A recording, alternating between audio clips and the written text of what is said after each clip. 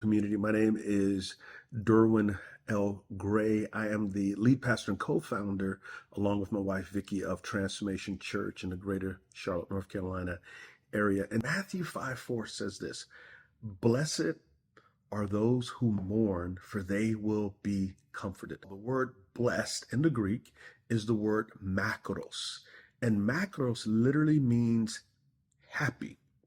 So a literal translation would be, happy are those who mourn, for they will be comforted. What in the world is happening?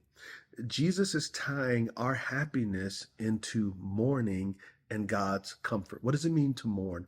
To mourn means that you are sad. So there's a lot of things to be sad about. First of all, there are personal things in our lives to be sad about, whether if it's our own personal sin, whether if it's the way we've been wounded, the way we've wounded others.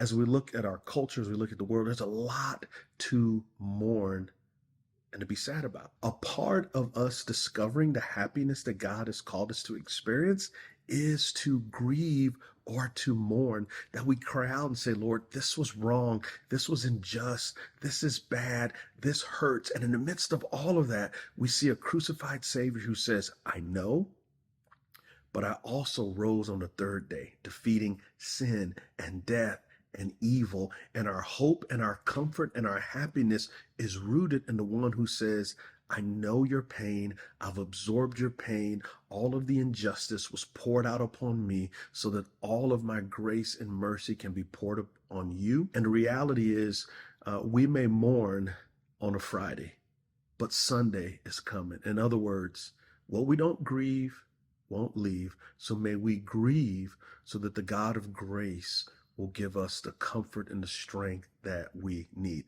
So blessed are those who mourn, for they will be comforted.